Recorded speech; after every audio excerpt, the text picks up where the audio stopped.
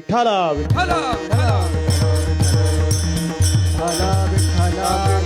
कुंडलिक वरदा हरी विठ्ठल श्री ज्ञानदेव तुकाराम पंढरीनाथ भगवान माऊली ज्ञानेश्वर महाराज जगद्गुरु तुकाराम महाराज सद्गुरु जोग महाराज की जय।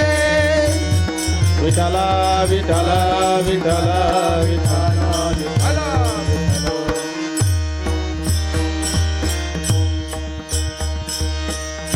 जगाच्या मालकाच्या दारात क्षणभर उभं राहावं लागतं तेव्हा ती आपल्याला प्राप्त होते. पण म्हणजे संताच्या दारात क्षणाची सुद्धा वाट पाहायचं काम नाहीये. संताच्या दारात जर आपल्याला तेच फल प्राप्त करून घ्यायचं असेल तर म्हटले आपल्याला तेवढा विलंब नाही, त्याच्या अर्धाच वेळ आपल्याला प्राप्त होतो. अर्धा क्षण घडता संताचे संगती तेने होय शांती महत पापा तेने होय शांती महत पापा तेने होय शांती महत पापा तेने होय शांती.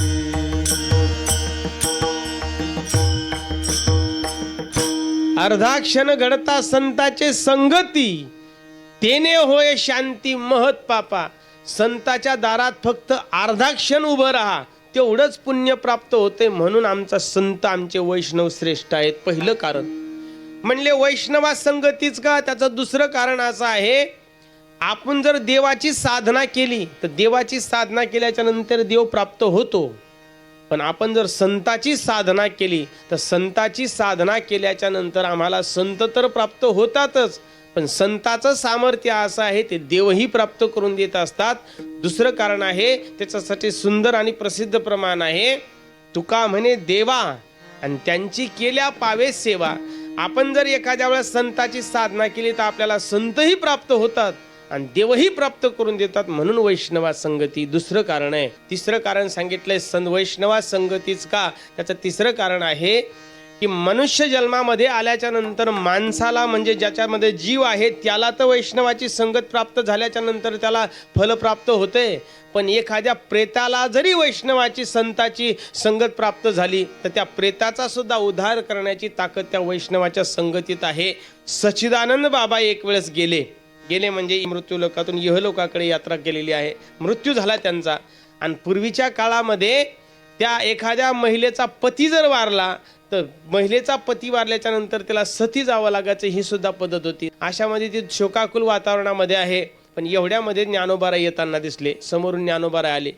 ज्ञानोबाराय येताना दिसले आणि ज्ञानोबाराय येताना दिसल्याच्या नंतर मग मात्र तिला असं वाटलं की आपण तर जाणारच आहे, पण जाता जाता महावैष्णव असणाऱ्या कैवल्य साम्राज्य चक्रवर्ती ज्ञानोबारायचं जर दर्शन घेतलं तर कदाचित आपला मृत्यू सुखकर होईल. अंतकाळी ज्याच्या नामाले मुखा तुका म्हणे सुखा पार नाही. ह्या युक्तीप्रमाणे जर समजा मला एवढ्या मोठ्या महात्म्याचं दर्शन झालं, कारण ज्ञानोबाराय सामान्य नाही आहेत ना.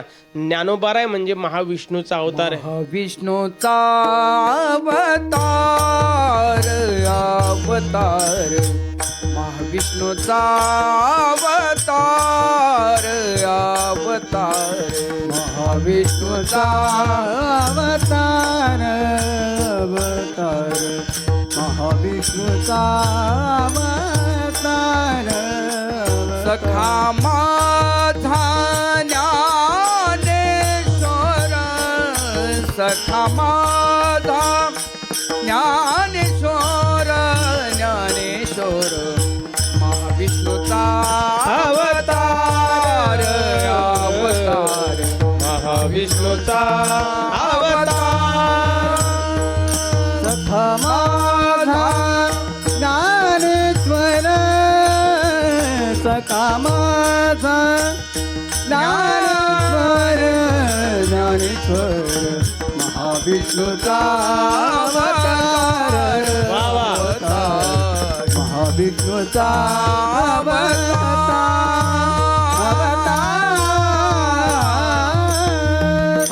महाविष्णूचा अवतार सखा माझा ज्ञानेश्वर सखा माझा ज्ञानेश्वर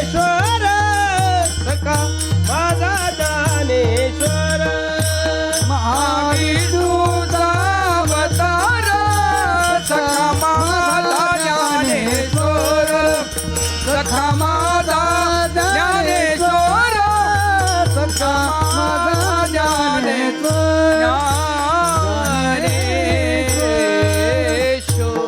संत जनाबाई म्हणतात ना, महाविष्णूचा अवतार असणारे ज्ञानोबाराय आणि त्या ज्ञानोबारायांचं जर मला दर्शन झालं, अंतकालेच मामेव स्मरण मुक्त्वा कलेवरण, अंतकाल समयाला आपण जसं काही समोरचं दृश्य पाहत असतो ज्याच्यामध्ये आपली वासना अडकत असते, तीच गती आपल्याला प्राप्त होत असते. मग मला तर साक्षात भगवंताचं दर्शन व्हायला लागलं, कृत्य आहे, मला आनंद होतोय, पण तरी पती जाण्याचं दुःख आहे. अशामध्ये तिनं धावतच गेली, ज्ञानोबाराच्या चरणाला मिठी मारली, दर्शन घेतलं. गळगळणारे अश्रू डोळ्यातून वाहणाऱ्या त्या अश्रूच्या धारा ज्ञानोबारांच्या पायावरती पडतायत आणि पायावरती पडणारे अश्रू पाहिल्याच्या नंतर ज्ञानोबारांनी विचार केला, कोणीतरी महिला आहे आणि महिला माझं दर्शन घेते, दुःखामध्ये दिसते. अशामध्ये एक सौभाग्यवती स्त्री जर माझं दर्शन घेत असेल तर आपण सुद्धा आशीर्वाद दिला पाहिजे. म्हणून ज्ञानोबारांनी सहज आशीर्वाद देऊन टाकला. महिला दिसते ना, आशीर्वाद देत असताना सुद्धा पाहिलं पाहिजे कोण आलेलं आहे. मग ते पाहिलंय महिला आहे, याचा अर्थ हिला काय अपेक्षा आहे आशीर्वादाची, अष्टपुत्र सौभाग्यवती भव असा आशीर्वाद आपण दिला पाहिजे. आणि असा आशीर्वाद दिला. ज्ञानोबारांनी आशीर्वाद दिल्याच्या नंतर महिलेनं आशीर्वाद ऐकला आणि जेवढी रडत होती त्याच्यापेक्षा दुप्पट रडण्याचा स्पीड वाढवला, जास्त रडायला लागली. ज्ञानोबाराय म्हणले, अहो मी आशीर्वाद दिला तुम्हाला, तुम्ही नाही मागितला तरी सुद्धा मी आशीर्वाद दिला, आता का रडताय? मग मात्र त्यानं सांगितलं, म्हणे ज्ञानोबाराय मला फार दुःख आहे, मी समजू शकते, माझे पती गेलेले त्याचं दुःख आहे, त्याच्यानंतर मला सती जायचं याचं सुद्धा दुःख आहे, पण त्याच्यात जास्तीत जास्त मला दुःख होतंय की तुमच्या मुखातले आता शब्द खोटे ठरतायत, याचं मला जास्त दुःख आहे.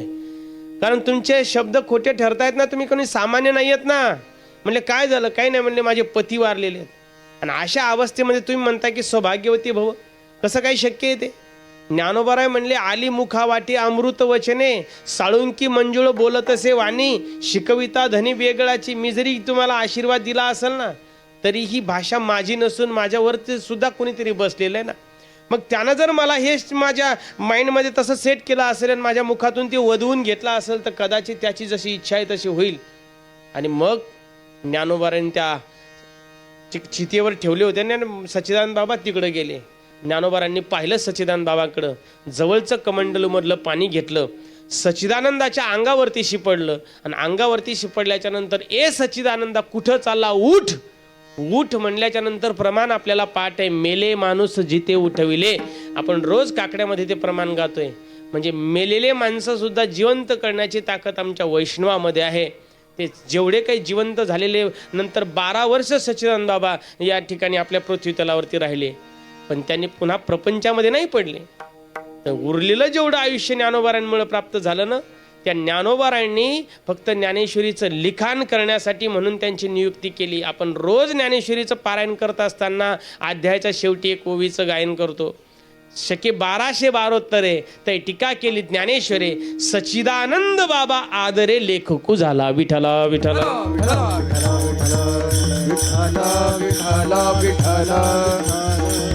म्हणजे प्रेताला जरी वैष्णवाची संगत प्राप्त झाली, संताची संगत प्राप्त झाली, तर त्याचा सुद्धा उद्धार करण्याचं सामर्थ्य वैष्णवामध्ये आहे. म्हणून वैष्णवा संगती का? पण महाराज बऱ्याचशा कालापासून वेळ झालेला आहे, तुम्ही सांगताय वैष्णवा संगती, पण आम्हाला हे सांगा, नेमकं वैष्णव कोणाला म्हणायचं, नेमकं संत कोणाला म्हणायचं? तुकोबाराय म्हणले, वैष्णव जरी व्याख्या जर करून घ्यायची असेल तर नामदेव महाराजांचा गाथा उघडा.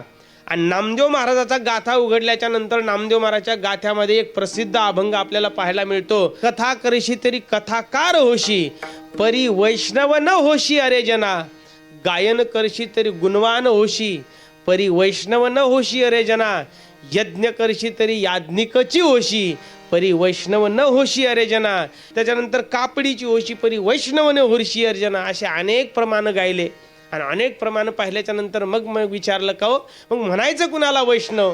त्यावेळेस मग मात्र नामदेव महाराजांनी सांगितले, नामा म्हणे नाम केशवाचे घेसी, तरीच वैष्णव होशी अरे जना. म्हणजे ज्याच्या मुखामध्ये नित्य भगवंताचं नामस्मरण आहे त्याला वैष्णव म्हणा. विठला विठला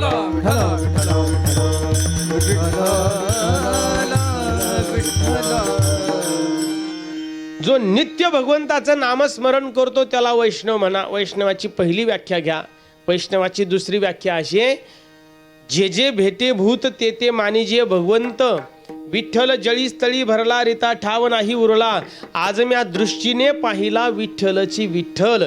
या चराचरामध्ये भगवंत आहे ही स्थिती ज्याला प्राप्त झाली त्याला वैष्णव म्हणा.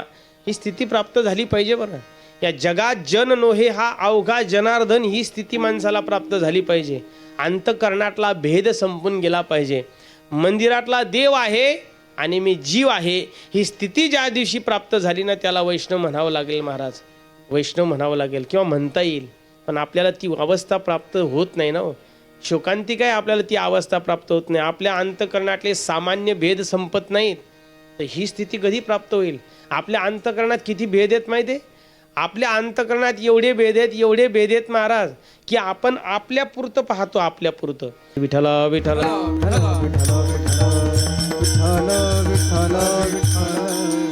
आपण जातीवाद संपवला पाहिजे. आपल्या अंतकरणातले भेद या ठिकाणी आपण संपवले पाहिजे. काय कशाला म्हणायचं वैष्णव? या चराचरामध्ये देव आहे ही स्थिती ज्याला प्राप्त होते त्याला वैष्णव म्हणता येत असतं महाराज. ज्यांनी गाढवामध्ये देव पाहिला ते माझे नाथ महाराज, त्यांना वैष्णव म्हणा.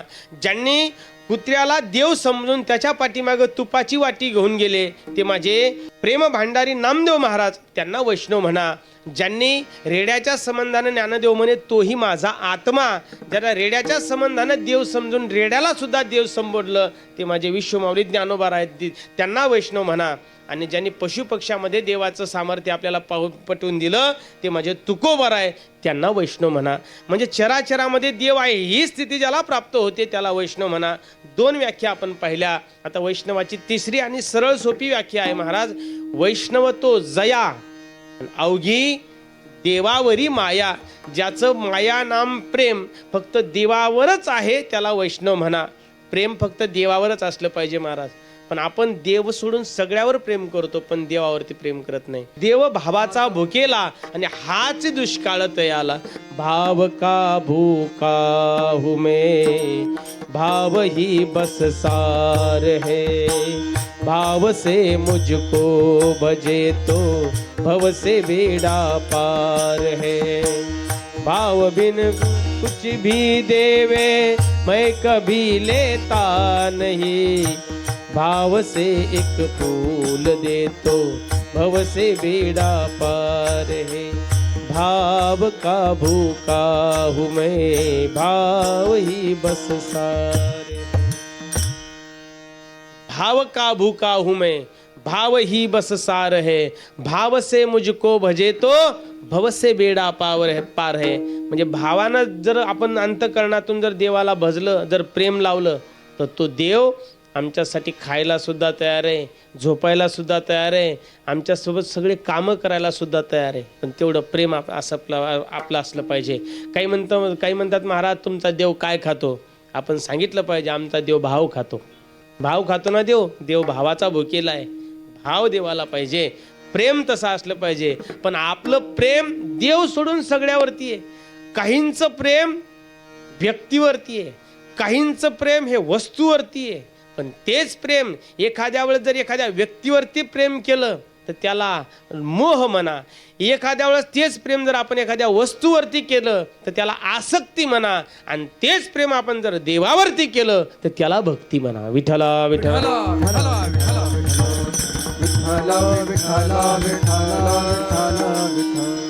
तुकोबाराय म्हणतात की ते प्रेम असलं पाहिजे हो. ते प्रेम ज्याचं देवावर आहे. वैष्णव तो जया आणि अवघी देवावरी माया. अवघी म्हणजे समूळ सगळी माया, त्याचं प्रेम सगळं देवावरती ज्याचं आहे त्याला वैष्णव म्हणा. म्हणजे आपण व्याख्या करत असताना त्याच्या मुखात नित्य देवाचं नाव असलं पाहिजे. त्याच्यानंतर त्याच्या चराचरामध्ये त्याला देव दिसला पाहिजे आणि त्याचं प्रेम हे देवावरच असलं पाहिजे, त्याला वैष्णव म्हणा. ही अंतरांगाची लक्षणं झाली.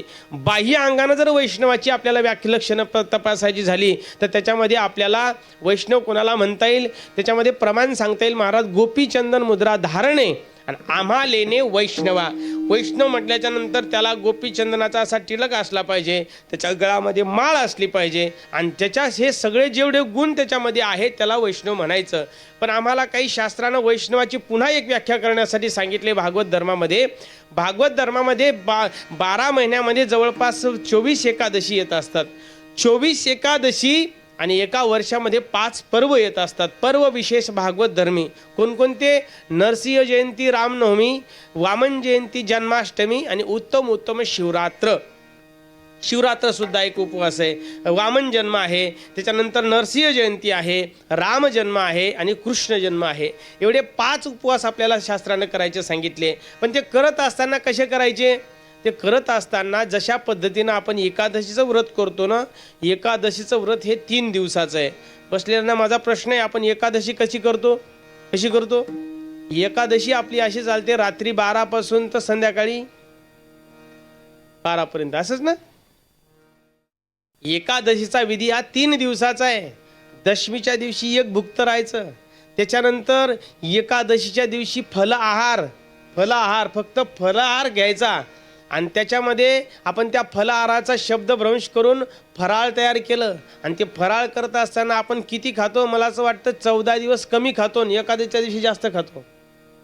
एकादश म्हटलं की 1 कप चहाच्या ऐवजी 2 कप चहा, 2 कप चहा झाल्याच्या नंतर पुन्हा साबुदाणा खिचडी, ती बी अर्धा किलोची, तांब्याभर शेंगदाण्याची आमटी, पपईच्या फोडी, राजगिऱ्याचे लाडू, सगळं खाणं चालू आहे दिवसभर. आणि तरी चेहरा पडलेला. आणि चेहरा पडल्याच्या नंतर कोणीतरी भेटतं, कोणी भेटल्याच्या नंतर मग म्हणते, का हो तुमचा चेहरा आज जरासा बारीक दिसायला लागला. मग आपण त्याला मानानं सांगतो मोठ्या ठसणीनं, अरे तुम्हाला माहिती आहे का एकादश आहे ना आज, आणि एकादश असल्यामुळे माझा चेहरा पडलेला आहे. पण एवढ्यावर थांबत नाही, घरी जाऊन बायकोला बोलतो, म्हणतो का ग माझा मंदिराकडे गेलो होतो, काही लोक म्हणू लागले होते तुमचा चेहरा जरा उतरल्यासारखा वाटायला. खरंच उतरला का चेहरा? ती त्याचीच बायको. हे म्हणते, अहो तुम्हाला कुठं दम निघतो? मी तुम्हाला म्हटलं होतं एकादश धरू नका. आता लगेच चपात्या करते, थोडंसं बेसन करते, जे घेता का जेवून? म्हणजे 1 दिवसाची एकादश सुद्धा आपल्याला सहन होत नाही. फलाहार येतो, फलं खायचे आणि तसं राहायचं. आणि जर फराळ करायचं झालं तर या मुठीमध्ये जेवढ्या शेंगदाण्याच्या शेंगा मावतील तेवढ्या शेंगा घ्यायच्या आणि त्याला पूरक असणारा जे काही गुळाचा खडा असेल तो घ्यायचा आणि तेवढंच खाऊन आपण दिवसभर राहायचं. दशमीच्या दिवशी एक भुक्त, एकादशीच्या दिवशी तेवढं फलाहार आणि त्या द्वादशीच्या दिवशी सकाळी सूर्योदयाच्या टायमाला, त्याच टायमाला पुन्हा जेवण केल्याच्या नंतर म्हणजे पारणं केल्याच्या नंतर संध्याकाळी पुन्हा एक भुक्त राहायचं. असा 3 दिवसाचा विधी एकादशीचा. राम जन्म, कृष्ण जन्म, महाशिवरात्र, नरसिंह जयंती, वामन जन्म, हे 5 उपवास. 5 उपवास हे आणि 24 एकादशी. 24 आणि 5 29. त्याला उच्चारत असताना कसं उच्चारायचं? 29. 29 व्रताचं जो अवलंबन करतो तो वैष्णव. 29 व्रताचं जो अवलंबन करतो तो वैष्णव. म्हणजे आपल्याला कळायला पाहिजे की ज्याच्या मुखात नाम आहे तो त्याला वैष्णव म्हणा. ज्याला चराचरामध्ये देव दिसतो त्याला वैष्णव म्हणा. ज्याचं देवावरच प्रेम आहे त्याला वैष्णव म्हणा. आणि एवढ्या व्रताचं जो अवलंबन करतो त्याला सगळ्यांना वैष्णव म्हणा. विठ्ठला विठ्ठला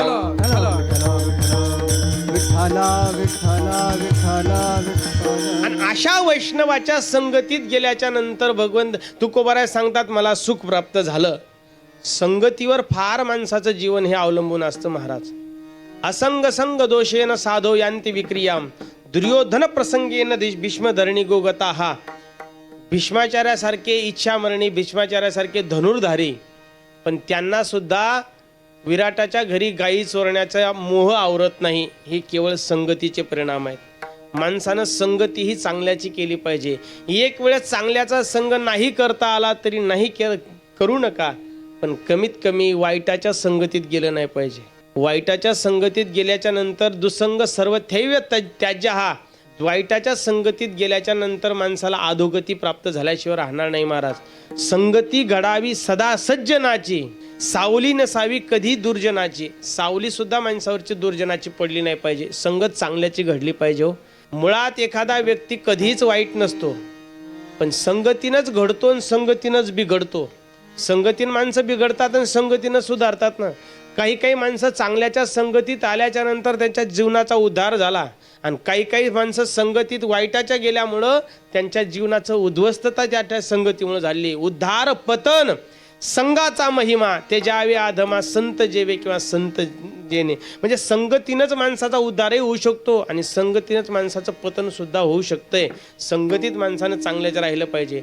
अर्ध माणसाला संगतीनंच प्राप्त होतंय. उपाधी लागते माणसाला कधी कधी संगतीनं. सगळ्यांना समजण्यासारखं उदाहरण सांगेन.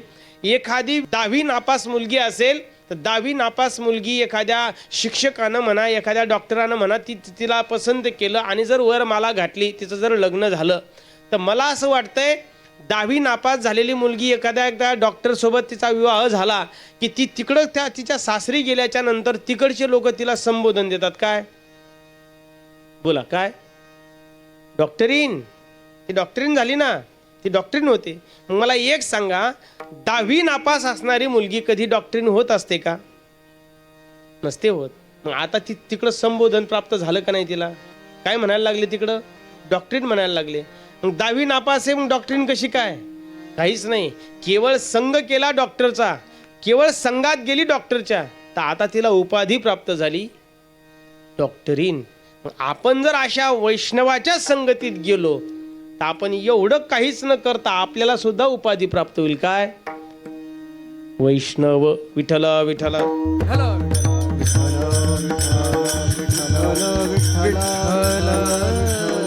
संगतीचा परिणाम किती होत असतो सांगू तुम्हाला? संगतीचा परिणाम असा होत असतो महाराज की त्रेतायुगामध्ये घडून गेलेली घटना आहे. त्रेतायुगामध्ये प्रभू रामचंद्राचा आता राज्याभिषेक सोहळा होणार आहे. आणि प्रभू रामचंद्राचा राज्याभिषेक सोहळा होत असताना मग मात्र पूर्ण अयोध्या नगरी सजवल्या गेली. अयोध्येमध्ये मंगल वाद्य वाजतायत. उद्या प्रभू रामचंद्राचा राज्याभिषेक होणार आहे. सगळीकडे आनंदाचं वातावरण आहे, सगळीकडे आनंदाचं वातावरण आहे. पण सगळ्या या आनंदाच्या वातावरणामध्ये एकाच्या मनामध्ये विरजन आहे, एकाच्या मनामध्ये अशांती प्राप्त झाली, ती म्हणजे मंथरा. त्या मंथरेला दुःख झालं. बरं मला एक सांगा, प्रभू रामचंद्र अयोध्येचे राजे झाले काय आणि भरत राजे झाले काय? काय एखाद्या दासीच्या जीवनामध्ये काय फरक पडणार आहे? दासीला काय कमी जास्त काहीच नाही. दासी ती दासीच राहणार आहे. पण नाही सहन होत महाराज. कधी कधी कोणाला सहन होत नाही. इच्छेप्रमाणे नाही झाल्याच्या नंतर काही काहीला सहन होत नाही. मग नाही सहन झाल्याच्या नंतर ते माणसं महाराज काहीतरी वेगळा मार्ग अवलंबतात आणि कोणाला तरी बदनाम करण्याचे प्रयत्न करतात. मग मात्र त्या मंथरेला बेचैन झाली. मंथरेला असं वाटलं प्रभू रामचंद्र गादीवर बसणार, प्रभू रामचंद्र गादीवर बसणार. बेचैन झाल्याच्या नंतर तिनं विचार केला आता काय केलं पाहिजे. मग तिनं बरोबर जिथं बोलायला पाहिजे, तिनं आग लावायला पाहिजे तिथंच आग लावली आणि कैकेयीच्या महालामध्ये गेली. रात्रीच्या वेळेस कैकेयीच्या महालामध्ये गेली. कैकेयीच्या महालामध्ये गेल्याच्या नंतर कैकेयीला सांगू लागली, म्हणे का ग तुझ्या चेहऱ्यावर फार प्रसन्नता दिसायला लागली, फार आनंदी दिसत आहे. त्या कैकेयी मातेनं सांगितलं काही नाही म्हणे, माझ्या चेहऱ्यावर जो आनंद प्राप्त दिसतोय ना, मला जे आनंद वाटायला लागला त्याला कारण सगळ्या अयोध्यावासींना माहिती आहे ना कशाचं कारण आहे. म्हणजे काय नाही म्हणे, माझा राम उद्या गादीवर बसणार आहे. आणि गादीवर बसणार आहे इथपर्यंत हे वाक्य ऐकल्याच्या नंतर मंथरेनं फक्त एकच वाक्य टाकलं तिथं. मंथरा फक्त एवढंच बोलली, म्हणले गादीवर राम बसणार आहे आणि राम हा कौशल्याचा पुत्र आहे, कैकेयीचा नाही. उद्या जर प्रभू रामचंद्र गादीवर बसले आणि या अयोध्येचे राजे झाले तर कोणी बी कौशल्याचा मुलगा म्हणून संबोधन करेल, कैकेयीचा आहे म्हणणार नाही. आणि एवढंच एक वाक्य ऐकलं, कैकेयीच्या वृत्तीत बदल झाला. कैकेयीच्या लक्षात आलं हे बी खरंय नाही. मग मात्र वृत्तीत बदल झाला. बदल झाल्याच्या नंतर सिंहासनावर बसलेली कैकेयी खाली उतरली आणि सिंहासनावर बसलेली कैकेयी खाली उतरली. खाली उतरल्याच्या नंतर मग मंथरेला सिंहासनावरती बसवलं, दासीला सिंहासनावर बसवलं आणि राणी मात्र खाली तिची सेवा करते. अशामध्ये त्या माझ घरात गेली, स्वयंपाक घरात गेली, स्वतःच्या हातानं पाणी आणलं आणि पाणी आणल्याच्या नंतर त्या मंथरेच्या हातात दिलं. मंथरा पाणी पित असताना सांगायला लागली, जर तुला आनंदच वाटून घ्यायचा असेल आणि जर तुला त्याच्यातून आनंदच प्राप्त करून घ्यायचा असेल तर एक काम कर, उद्याचा राज्याभिषेक सोहळा जो आहे ना, तो राज्याभिषेक सोहळ्यामध्ये प्रभू रामचंद्राला गादी न मिळता तुझ्या भरताला गादी मिळेल याचं काहीतरी नियोजन करल. एका क्षणात बदल झाला बुद्धीमध्ये. आणि बुद्धीमध्ये बदल झाल्याच्या नंतर राजा दशरथाकडे गेली. आपल्याला तो भाग महत्वाचा नाहीये, आपल्याला हा भाग महत्वाचा आहे की फक्त मंथरेची संगत प्राप्त झाली तर मंथरेच्या संगतीमुळं राजा दशरथाची पत्नी असणारी प्रभू रामचंद्राची आईचं सौभाग्य ज्यांना प्राप्त झालं, अशी असणारी कैकेयी त्रेतायुगापासून तर आज 2026 लागायला लागलेले 25 पर्यंत मला एक सांगा, आतापर्यंत एखाद्या महिलेचं नाव बसलेल्यापैकी किंवा इकडं बाजू आपल्या लक्षात जेवढे जिल्हे इथं झाले, एवढ्या जिल्ह्यामध्ये एका तरी स्त्रीचं नाव काही ठेवलंय काय कोण? का? वाईटाचा संग केला. वाईटाच्या संघामुळं कैकई ह्या नावाबद्दल सुद्धा आपल्याला एवढी घृणा प्राप्त झाली. म्हणून माणसानं चांगल्याच्या संगतीत गेलं पाहिजे, वाईटाचा संग सोडला पाहिजे. विठ्ठला विठ्ठल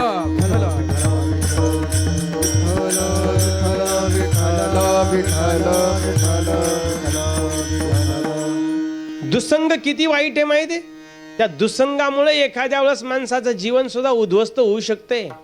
एवढा दुसंग वाईट आहे. म्हणून दुसंग माणसानं त्याग केला पाहिजे. दुसंगाचा माणसानं त्यागच करून टाकला पाहिजे. तो दुसंग आपल्या जीवनामध्ये घडला नाही पाहिजे. चांगल्याची संगत केली पाहिजे.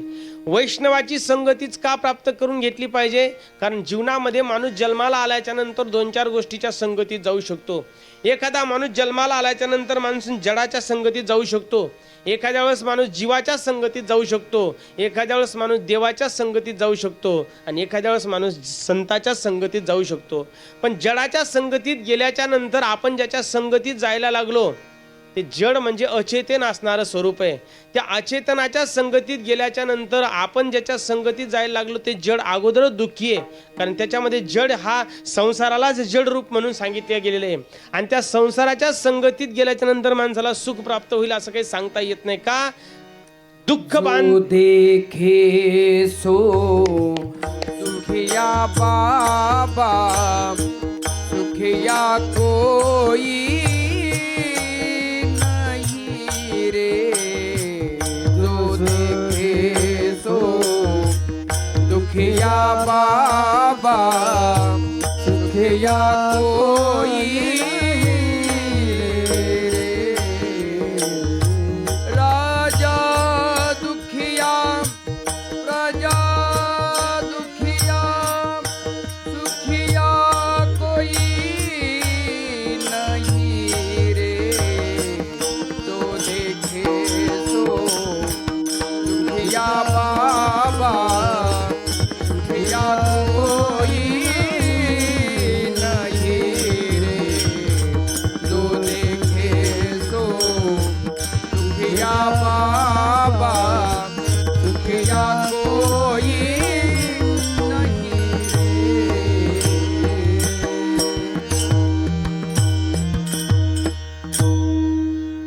जो देखे सो दुखिया बाबा सुखिया कोई नहीं.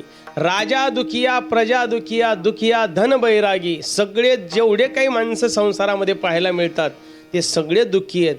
कारण गीताशास्त्रानं या संसाराला पाठीच लावून ठेवलेली आहे महाराज. दुःखालयम शाश्वत, हे दुःखालय आहे.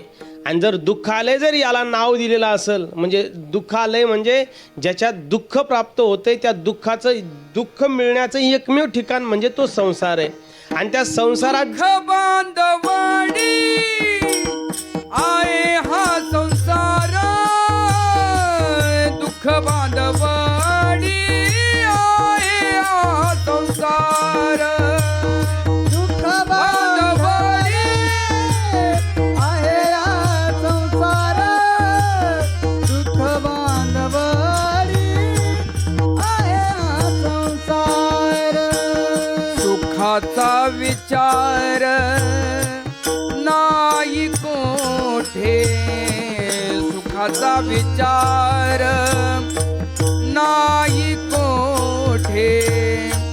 दुःख बांधवडी आहे हा संसार. दुःख बांधवडी आहे हा संसार. दुःख बांधवडी आहे हा संसार. दुःख बांधवडी आहे हा संसार.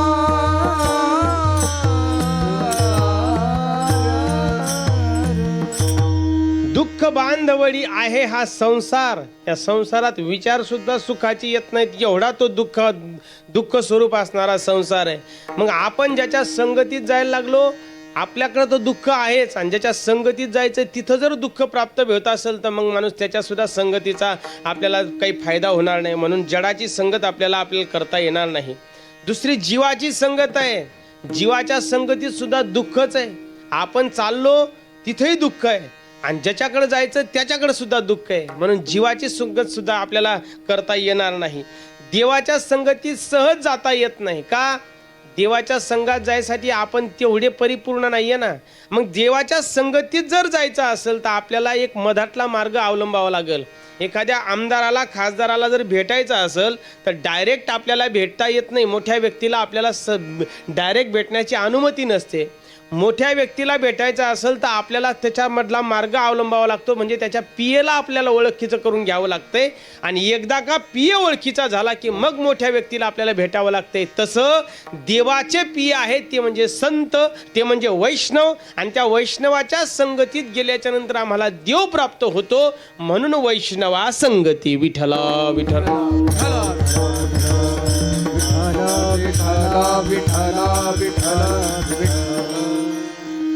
संगती पाहिली, वैष्णव पाहिला, पण त्याच्या संगतीत सुख प्राप्त होतंय. सुख कशाला म्हणायचं? अनेक प्रकारचे सुख आपल्याला पाहायला मिळतात. पण अनेक प्रकारच्या सुखामध्ये ब्रह्मसुख आहे, भक्ती सुख आहे, प्रेम सुख आहे, पण सगळ्यात महत्त्वाचं आहे ते संत सुख आहे. आणि ते संत सुख एवढं महत्त्वाचं आहे, एवढं संत सुख महत्त्वाचं आहे की त्या संत सुखाची अपेक्षा तुम्ही आम्ही कराल यात नवल नाही. त्या संत सुखाची अपेक्षा आमच्या देवाला सुद्धा आहे. महाराज, आमचा देव सुद्धा त्या संत सुखाची अपेक्षा करतो. उच्च नीच काही नेनो भगवंत तिष्ठे भाव भक्त देखोनिया, हे अख्खा अभंग जर आपण पाहिला तर एवढ्या अभंगामध्ये देवानं संताच्या घरचं सुख प्राप्त व्हावं, संताच्या घरची सुखाचा आम्हाला अनुभव प्राप्त व्हावा म्हणून सगळ्या संताच्या घरी कामं करू लागले. एवढे अवघड अवघड कामं करू लागले, एवढे अवघड अवघड कामं करू लागले ते आमच्या देवानं. महाराज, की आमच्या देवानं रोहिदासांच्या सोबत चर्म रंगवू लागावं, आमच्या देवानं ढोरं ओढावू लागावी, शेले विणले, एवढे कामं केले ना. त्याला एकमेव कारण आहे, फक्त संत संघात गेल्याच्या नंतर मला सुख प्राप्त होईल. त्या सुखाच्या अपेक्षेने आमच्या देवानं काम केले. सुखया संत समागमे, सुखया संत समागमे, सुखया संत समागमे, सुखया संत समागमे. नित्य दुनावे तुझे या नामे, नित्य दुनावे तुझे या नामे, नित्य दुनावे तुझे या नामे, तुझे या नामे. दहन होती सकळ कर्मे, दहन होती सकळ कर्मे, दहन होती सकळ दहन होती सकळ. सर्व काळ प्रेमे डुलत सो, हो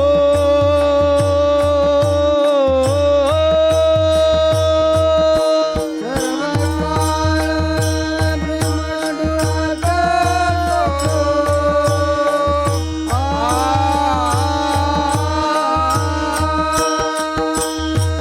सर्व काळ प्रेम डुलत सो.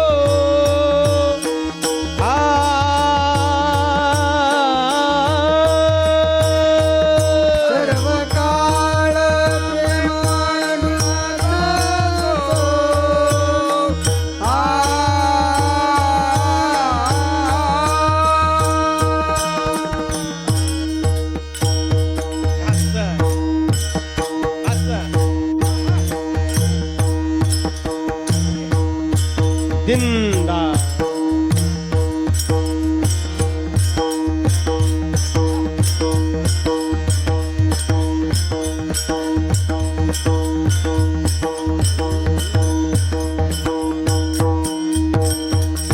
म्हणून नाही काही चिंता, म्हणून नाही काही चिंता, म्हणून नाही काही चिंता, म्हणून नाही काही, म्हणून नाही काय चिंता,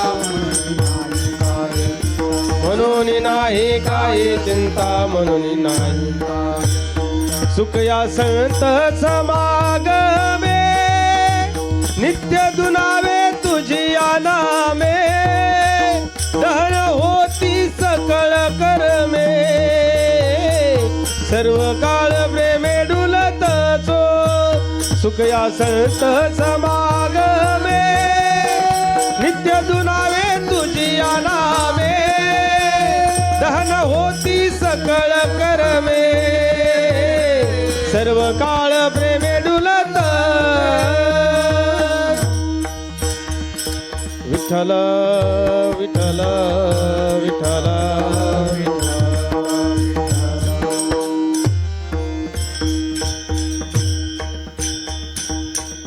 त्या सुखाची अपेक्षा आमच्या देवाला सुद्धा आहे महाराज. तो देव ज्या सुखा कारणे देव वेडावला वैकुंठ सोडोनी संत सदनी राहिला, त्या सुखाची अपेक्षा आमच्या देवाला सुद्धा आहे. म्हणून ते सुख आम्हाला प्राप्त झालंय. तुकोबारायची भाषा आहे. तुकोबाराय म्हणतात की मला ते सुख प्राप्त झालं, वैष्णवाच्या संगतीत सुख प्राप्त झालं आणि ते सुख प्राप्ताचा त्या सुखाचा अनुभव माझ्या जीवाला एवढं समाधान प्राप्त झालं, एवढं समाधान प्राप्त झालं की वैष्णवा संगती सुख वाटे जीवा. आता ह्याच्यापेक्षा मला काहीच मिळवण्याची इच्छा राहिली नाही. सगळं मला प्राप्त झालंय आणि सगळं प्राप्त झाल्यामुळं तो आनंद व्यक्त करत असताना तुकोबाराय सांगतात मी त्या आनंदाच्या भरामध्ये काय करायला लागलो. गायनाचे बुडे आपुली आचंदे आपुली आचंदे गायनाचे पुढे आपुली आचंदे आपुली आचंदे आपुली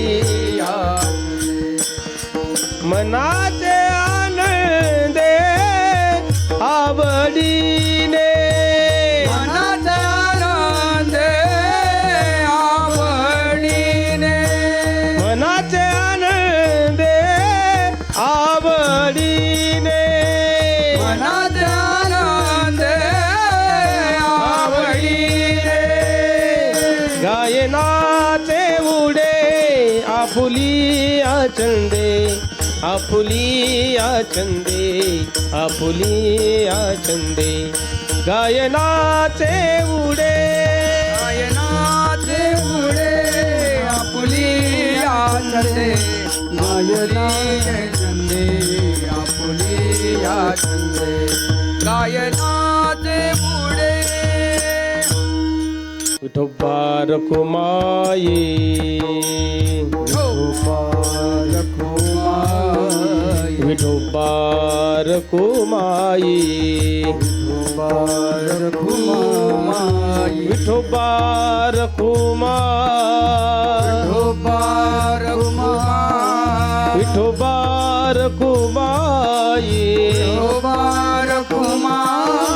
विठोबा रखुमा विठोबा रखुमाई विठोबा रखुमा विठोबा रखुमाई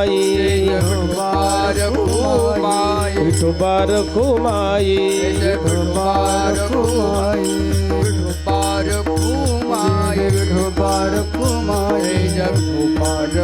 कमरदा हरि पंढरीनाथ भगवान माऊली ज्ञानेश्वर महाराज जगद्गुरु तुकाराम महाराज झाला विठ्ठल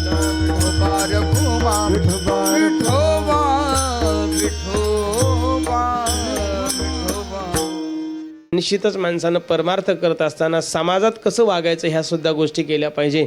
आणि मी नेहमी सांगत असतो आपल्याला सध्या परमार्थाबरोबरच सामाजिक ज्ञानसुद्धा असलं पाहिजे. आणि ते सामाजिक ज्ञान जर कुठं मिळत असेल तर त्याच्यासाठी आपल्याला समाजात वावरणं हे फार महत्त्वाचं आहे. आणि समाजात कसं वावरायचं हे जर आपल्याला कळून घ्यायचं असेल तर आपल्याला अगोदर आपलं शालेय शिक्षण आहे ते घ्यावं लागत असते. शालेय शिक्षण कुठं घेतो याला फार महत्त्व आहे. मराठी शाळेमध्येच का मुलांना टाकायचं लहानपणी त्याचं कधी कारण आपण शोधलं गेलं पाहिजे.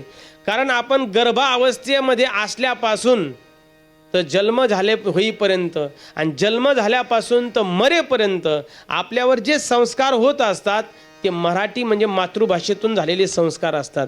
आणि मातृभाषेतून घेतलेलं शिक्षण हे आपल्याला कधीच कमी पडू देत नाही. आपण गर्भावस्थेमध्ये जर आपल्याला मराठी भाषेचे संस्कार आपल्यावरती झाले असेल, मराठी भाषा आपल्या कानावरती पडली असेल आणि आपण जर त्या लहान बाळावरती इंग्लिश मिडियमचे संस्कार टाकत असेल तर त्या मुलाला ते ग्रहण करण्यासाठी फार कालावधी लागतो, ते त्याला ग्रहण करता येत नाही. आणि मराठी मीडियममध्ये त्याला पाठांतर, त्याला समजण्याची प्रक्रिया ही फास्ट होत असते. म्हणून तुम्हाला विनंती आहे की त्याला मराठी शाळेत टाकलं पाहिजे. कारण वाचाल तर वाचाल हे शिक्षण आपण जर घेतलं तरच पुढच्या युगामध्ये आपण टिकू. याच्या व्यतिरिक्त आपल्याला कोणीही टिकू देणार नाही किंवा आपली उन्नती होणार नाही. म्हणून सर्वांना विनंती आहे की आपण मराठी शाळेबद्दल जागृत झालं पाहिजे, एवढीच सर्वांना विनंती आहे. आणि माझ्या वाणीला विराम. ज्ञानेश्वर माऊली, ज्ञानराज माऊली तुकाराम.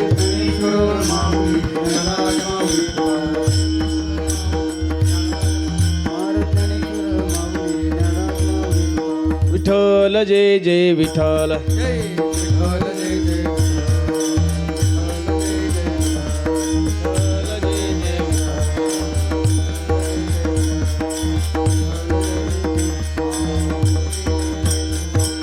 बोलिलेले कुरे वेडे वाकुडे उत्तरे करा क्षमा अपराध महाराज तुम नाही उच्चारिला अधिकार मी आपुला करा क्षमा अपराध महाराज. तुका म्हणे ज्ञानेश्वरा रागा पाया पैकी करा क्षमा अपराध महाराज तुम्ही. ज्ञानदेव तुकाराम, ज्ञानदेव तुकाराम, तुकाराम तुकाराम तुकाराम तुकाराम. कुंडलिक वरदा हरी विठ्ठल श्री ज्ञानदेव तुकाराम पंढरीनाथ भगवान की जय.